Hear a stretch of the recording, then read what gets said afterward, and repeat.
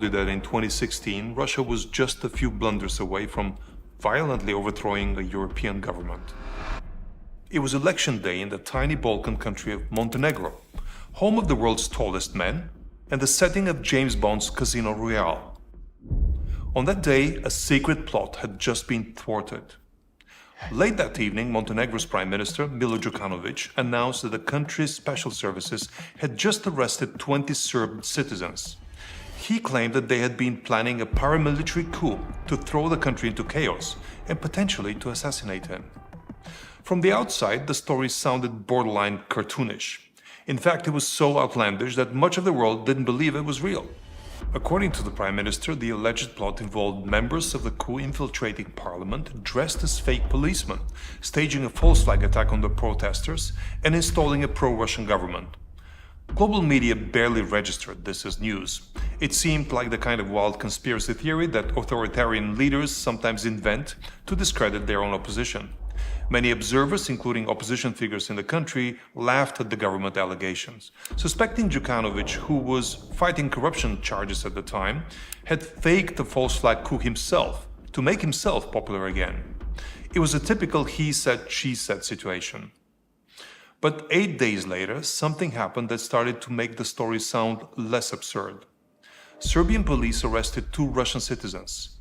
They were found in possession of counterfeit Montenegrin police uniforms, 122,000 euros in cash, and sophisticated encrypted communications equipment. It was clear that they weren't just tourists. But who were they? And what were they doing there? My team was determined to find out. Hi, I'm Hristo Grodzev, an investigative journalist who has spent years exposing Russian intelligence operations across Europe. This is the latest episode of our ongoing series on Russia's Unit 29Y55, the covert military unit specializing in sabotage, assassinations, and political destabilization missions.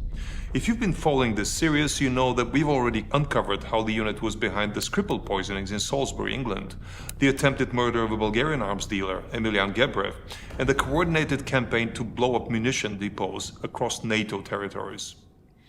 But those were just a few of the unit's operations in recent years.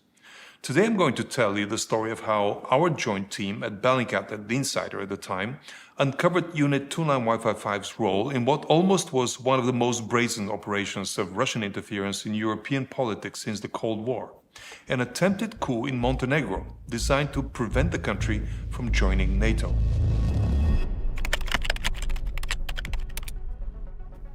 Now, back in 2016, when this coup attempt took place, I was just beginning to investigate Russian intelligence operations. But as I investigated more and more cases, I not only became aware of what Russian military intelligence, the so-called GRU, was capable of and how far they would go. I also began to develop a sense of who the key players were, what the actual agents were, what the military units comprised and how they operated, and where their main headquarters were located. And these were critical ingredients to cracking this case. But before we get into how we uncovered the truth, let's discuss some important political context about Montenegro in 2016. Since gaining independence from Serbia in 2006, 10 years earlier, this small Balkan nation of just 620,000 people had been walking a tightrope between East and West. And then in 2015, the Montenegro government made a decisive choice, supported by much of the population. They decided to join NATO. As we've seen repeatedly across Eastern Europe, any country's movement toward Western institutions triggers an almost reflexive response from Moscow. Montenegro was no exception. In December 2015, Kremlin spokesperson Dmitry Peskov had explicitly threatened Montenegro with quote-unquote retaliatory measures if it proceeded with joining NATO. The Russian parliament threatened to freeze all cooperation projects with the small Balkan country if it did so. Montenegro, for its part, largely ignored these warnings. In May 2016, Prime Minister Djukanovic signed an accession protocol with NATO, depriving Russia of a potential ally with naval access to the Mediterranean, very important for Russia. The Russian response escalated quickly. On July 14, 2016, Maria Zakharova, the spokesperson of the Russian Foreign Ministry, tweeted, "The current Montenegro authorities will bear full responsibility for the consequences of their anti-Russian stance." Just 3 months later, on election day, we began to see what she may have meant. Now, back to October 16, 2016. On that day, Montenegro was holding parliamentary elections. As polls closed that evening, Prime Minister Djukanovic made an extraordinary announcement. His special services had just foiled a terrorist plot. According to Montenegro's chief special prosecutor, the plot was elaborate and could have been deadly, involving dozens of conspirators. The first step of the plot would have been for the conspirators to blend into the crowds of opposition protesters gathering just outside the parliament building on the night of the elections. Then a politician from the opposition Democratic Front, an anti-NATO, pro-Russian alliance, would take the stage and trigger both the crowd and hidden terrorists to storm the parliamentary building by force. The conspirators planned to occupy the building for 48 hours and proclaim a new transitional government. During this chaos, shooters positioned in the crowd would assassinate Prime Minister Djukanovic. Altogether, investigators later suggested that there had been around 50 armed and trained men planning to be in attendance and supplied with a large cache of rifles and pistols. The ultimate endgame was to change Montenegro's political course and prevent its NATO accession, steering the country back towards Moscow. But here's what made the story incredible. Prosecutors claimed that this wasn't just a domestic plot. This was a Russian operation, a Russian infiltration, they alleged. Serbian and Montenegrin conspirators had been organized by Kremlin-backed operatives. When these allegations were published, the international reaction was initially skeptical. At that point, Prime Minister Milo Djukanovic's party had already won the elections. The story seemed too outlandish and perfectly timed to reinforce the ruling party on election day. Many observers suspected that this was political theater designed to discredit the opposition. But that skepticism only lasted 8 days, when 2 Russian operatives were arrested in neighboring Serbia. For my team at Bellingcat, when we started reading about these developments, the equation completely changed and we knew we needed to start digging in.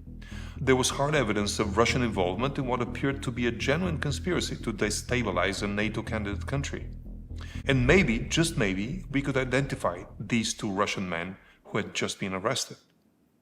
Our investigation began with the limited information Montenegro had released about the 2 men. They were identified only by their cover fake names, Eduard Chirokov and Vladimir Popov. Montenegro had issued Interpol notices, red notices similar to international wanted posters for both men, so we had their passport photos, birth dates, and claimed places of birth. And then on February 19, even more helpful information was released. Montenegro's special prosecutor announced that Eduard Chirokov was actually an alias. The man's real name was Eduard Shishmakov, a tip provided to them by Polish intelligence services. This was very revealing. It validated that we were really dealing with a Russian agent, a state-issued false document, and aliases are typically reserved for active intelligence operatives. The special prosecutor announcement also revealed more to us about Eduard Shishmakov's background. Shishmakov wasn't some freelance mercenary or nationalist extremist. He was a career GRU officer with an extensive military and intelligence background. Born in 1971 into an army officer's family, Shishmakov had finished secondary school at a Soviet military base in Halle, East Germany. In 1993, he graduated with distinction from the Black Sea Military Navy Institute in Sevastopol. Following Navy school, he studied at the Military Diplomatic Academy at the Russian Defense Ministry, a training institution for military attachés and for GRU intelligence officers that would be expected to operate under diplomatic cover. But one thing in Shishmakov's past was particularly significant. In 2013, he began serving as naval military attaché at the Russian embassy in Warsaw. And in November 2014, less than 2 years before the Montenegro plot, he had been expelled from the country, from Poland, and declared persona non grata. The charge? Espionage. Polish counterintelligence had caught Shishmakov red-handed, recruiting a Polish lieutenant colonel who worked for the Ministry of Defense in that country. According to court records, Shishmakov had tasked the officer with providing data on hundreds of Polish military personnel with history of misdemeanors or disciplinary issues. They would be considered the easiest targets for their recruitment as informants or spies for Russia. The Polish lieutenant colonel received 17,000 zloty, about €5,500, and was given an encrypted phone to communicate with Shishmakov. At the same time, a Polish-Russian lawyer named Stanislav S.Z., full name was never disclosed, was arrested for economic espionage in Poland. Polish media revealed that Stanislav was apparently handled by the same GRU officer as the lieutenant colonel, presumably Eduard Shishmakov. So Shishmakov's background clearly confirmed that he wasn't just a Russian national, an average Russian tourist. He was a recently burned GRU operative with a track record of recruiting assets in NATO countries, using encrypted communication devices and targeting individuals with compromised backgrounds. And now he had turned up in Serbia days after the attempted coup in Montenegro. Now, the second Russian, Vladimir Popov, proved much more challenging for us to identify. Montenegro prosecutors knew him only by that fake cover identity, and we had to work our way backward from limited information. His passport photo, his claimed birth date of June 29, 1980, the supposed birthplace in Kurganska Oblast in Russia, and the fact that he had been traveling alongside other confirmed GRU agents. Our investigation into Popov began with a working hypothesis that this was also an alias. We confirmed this by checking Russian databases and finding that while someone with this name and birth date existed in records, there were no earlier reference to this individual in databases we consulted. The entry listed only one passport issued in 2009 and was associated with a Moscow address. When we contacted the family listed at that Moscow address, they never had heard of Vladimir Popov. This random assignment of a residential address was a pattern that we had observed previously with other undercover GRU operatives in the past. The breakthrough came when we searched Moscow vehicle ownership databases. In a 2011 version of a leaked Russian traffic police database, we found that someone named Vladimir Popov owned a Kia Ceed. More importantly, his registration showed 10 unpaid speeding tickets, 4 of which were concentrated near a specific GRU address at Moscow's Khoroshevskoye Chaussee 76B, that's the GRU headquarters building. We then used a technique that had helped us identify other GRU operatives. We searched Moscow databases using only the first name and patronymic Vladimir Nikolaevich and the actual birth date of June 29, 1980, while leaving the last name blank as a wildcard. In Russia, the father's name, the patronymic, usually always falls between the first and the last name. In that same 2011 Moscow vehicle registration database, we found only one matching entry, Vladimir Nikolaevich Moiseev, listed as the owner of a Subaru Legacy Outback. This person had a passport issued by the Tyumen region in Russia and was registered at an address we recognized, Matryoshka Tishina 10, Military Unit 48427. Military Unit 48427 is a GRU airborne Spetsnaz reconnaissance unit that had played critical roles in the two Chechen wars and in the 2008 Russia-Georgia war. If Moiseev was assigned to this unit before 2008, he would have participated in Russia's military operations in Georgia. Further database searches confirmed our theory.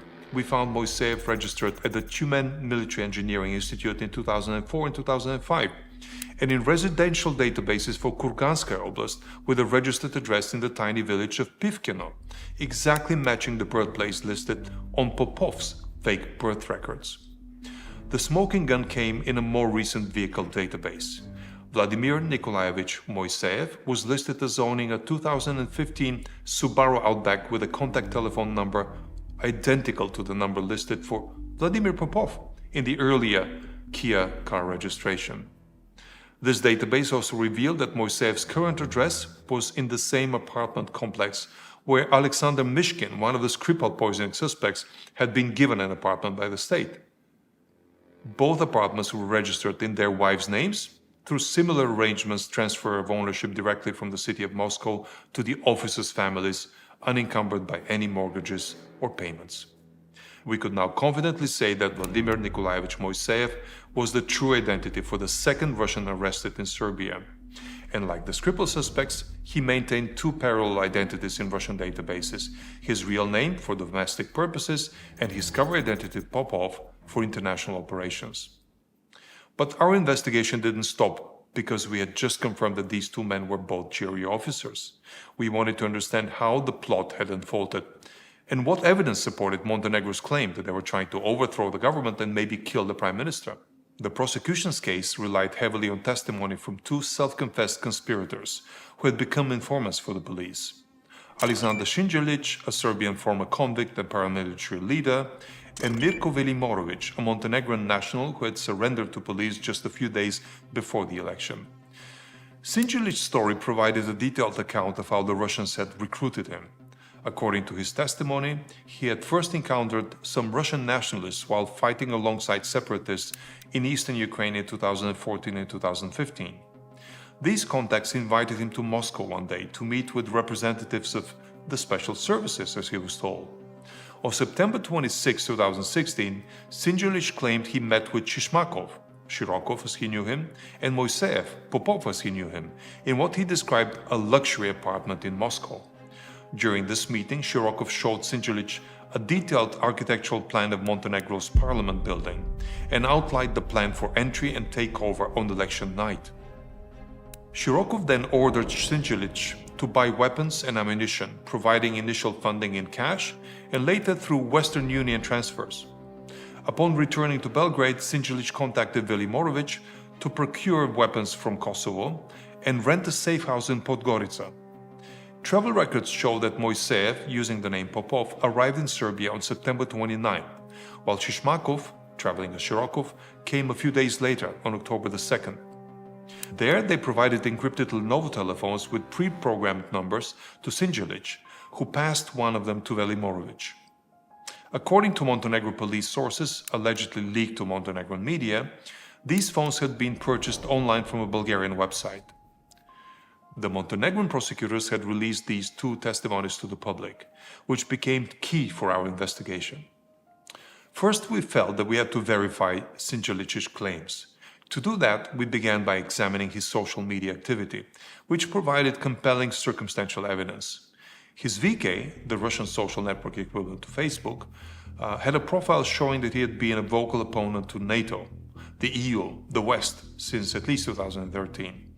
His feed was filled with Russian-manufactured anti-US, anti-Ukraine, and anti-EU propaganda, along with posts showing his admiration for Vladimir Putin, for example. More significantly, we analyzed the timing of the social media posts. Sinjelic was normally an active poster, averaging 7 to 8 posts per week. But on September 25, 2016, the day before the alleged meeting in Moscow, he posted a selfie from an unknown location. After this post, Sinjelic went completely silent on social media for 4 weeks until October 20, 2016, when he reposted a generic pro-Russian message.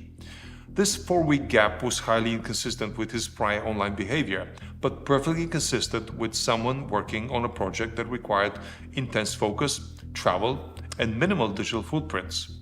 The most compelling evidence came from leaked audio recordings obtained by Montenegrin media. On October 19, 2016, several news outlets published transcripts and audio of alleged phone calls between the conspirators made on the day before the election. In one call between Sinjelic and Velimorovic, Velimorovic expressed concern about not receiving clear instructions for the following day. Voice analysis comparing Sinjelic's voice in the recording with his authenticated voice from earlier Skype videos confirmed that the speaker was indeed Sinjelic. Crucially, the audio quality and the balance suggested the recording device was on Velimorovic's phone, consistent with the prosecutor's claim that he was already a police informant by that time who recorded the conversation voluntarily. In a second leaked call between Sinjelic and Bratislav Dikic, a former chief of Serbia's special police, whom Sinjelic had recruited himself, Dikic complained about being unable to reach someone whose phone was in roaming mode. They discussed waiting for election results and explicitly referenced the Russians and the politicians who appeared to be part of the plan themselves.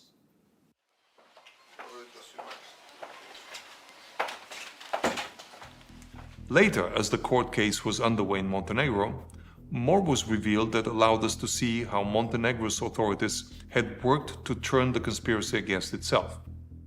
4 to 5 days before the election, the Montenegrin accomplice Velimorovic had surrendered and become a police informant.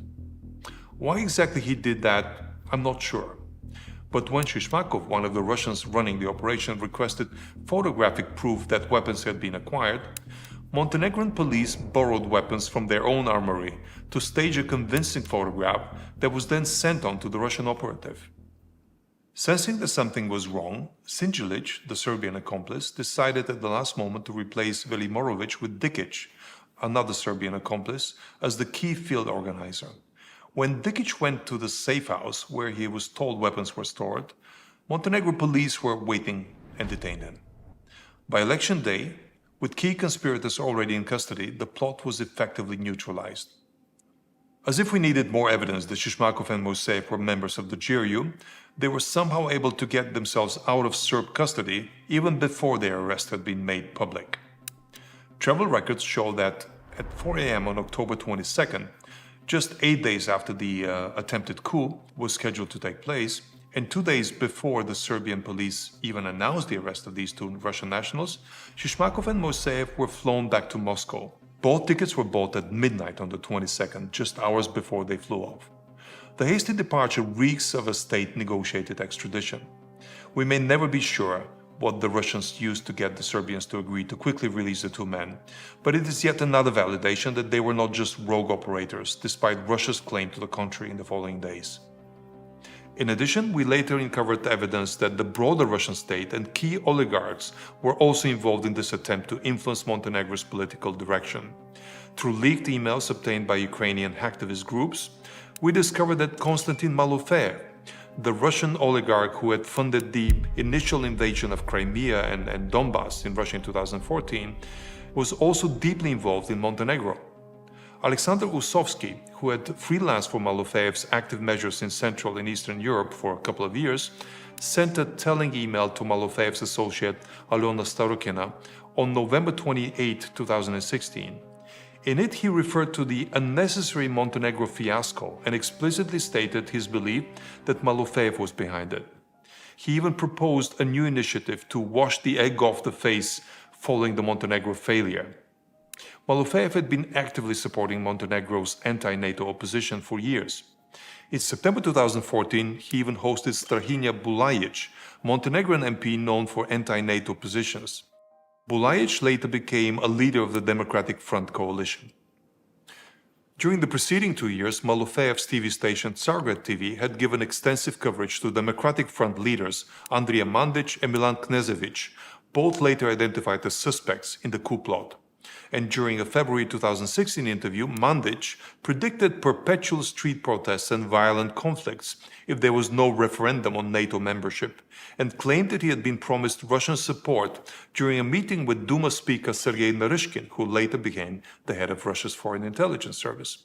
The investigation also revealed involvement by RISS, the Kremlin-owned Russian Institute of Strategic Studies. In February 2016, RISS Balkan Desk Chief Nikola Bondarev had published an analysis that chillingly predicted the exact scenario described in the coup plot. Crowds of protesters will attempt to storm the parliament, police will disperse them with rubber bullets, and protesters will persist against Djukanovic and take over parliament. Bondarev wrote then, the process of protest activity in Montenegro must move to a different stage. Currently, we see peaceful protests, but they may escalate into something similar to what happened in Kiev on the Maidan. RISS Chairman General Leonid Reshetnikov, my biggest fan, had been an outspoken critic of Prime Minister Djukanovic for years, at one point calling him a traitor who will answer for his treachery to Russia on Judgment Day, and repeatedly predicted an anti-Western rebellion if Djukanovic won the election.